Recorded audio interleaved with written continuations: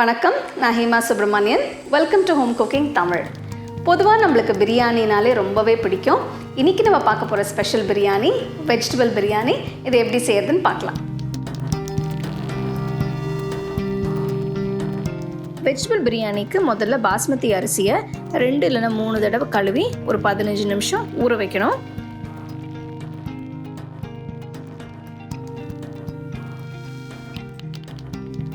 அடுத்தது வெஜிடபிள் பிரியாணிக்கு மசாலா பேஸ்ட் அரைக்க போகிறோம். அதுக்கு ஒரு மிக்சர் ஜாரில் 3 காஷ்மீரி சிவப்பு மிளகாய், அது இல்லைன்னா நீங்கள் சாதா மிளகாய் யூஸ் பண்ணிக்கலாம், 2 பச்சை மிளகாய், 3 பல்லு பூண்டு, ஒரு சின்ன துண்டு இஞ்சி, 2 டீஸ்பூன் நறுக்கிய வெங்காயம், கொஞ்சம் புதினா இலை, கொஞ்சம் கொத்தமல்லி இலை, இதோட கொஞ்சம் தண்ணி ஊற்றி நல்ல மையாக அரைச்சிக்கோங்க.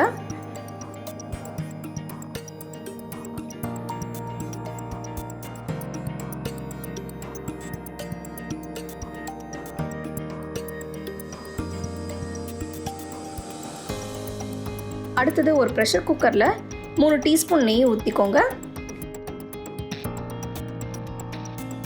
நெய் சூடான உடனே அதில் 1 இன்ச் பட்டை, 3 ஏலக்காய், ஒரு அன்னாசி பூ, ஜாவித்ரி ஒரு சின்ன துண்டு, 4 கிராம்பு, ஒரு பிரியாணி இலை, ஒரு சின்ன கல்பாசி போட்டு இது எல்லாம் நெய்யில் வறுத்துக்கோங்க.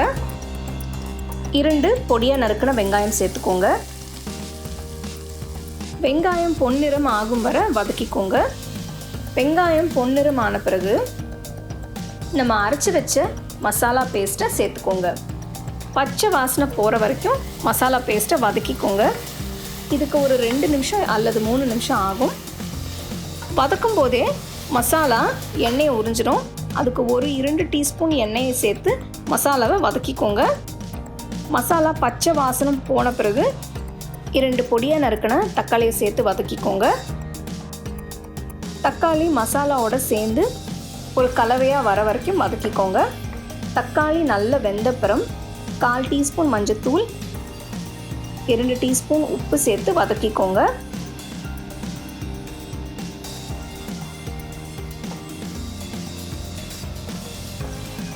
அடுத்தது 1/4 கப்பு கட்டி தயிர் சேர்த்து 2 நிமிஷம் வதக்கிக்கோங்க.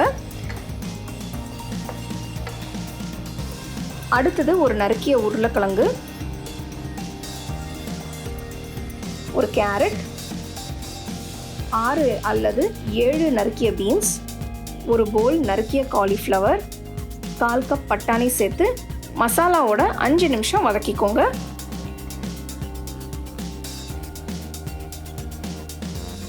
ஒரு கையளவு புதினா இலை, ஒரு கையளவு கொத்தமல்லி இலை சேர்த்து நல்லா கலக்கிக்கோங்க. இது இரண்டுமே பிரியாணிக்கு நல்ல சுவை தரும். அடுத்தது நம்ம ஊற வச்ச அரிசியிலேருந்து தண்ணியெல்லாம் வடிச்சிட்டு ப்ரெஷர் குக்கரில் சேர்த்துக்கோங்க. அரிசி உடையாமல் மெதுவாக ஒரு தடவை மசாலாவோட கலக்கிக்கோங்க. இப்போ 2 கப்பு தண்ணி ஊற்றி உப்பு சரியாக இருக்கான்னு பார்த்துக்கோங்க.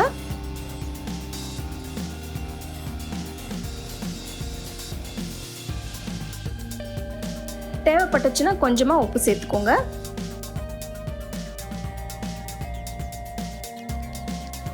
ப்ரெஷர் குக்கரை மூடி மீடியம் ஃப்ளேமில் 2 விசில் விடுங்க.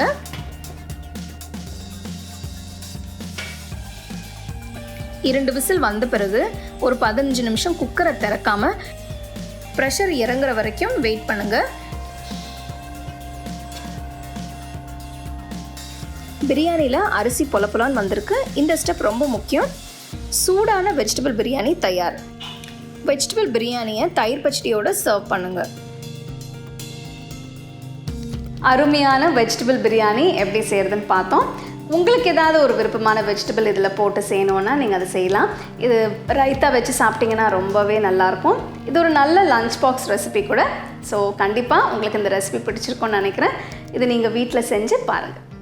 You can get a copy of our first edition of the home cooking book on 21 frames.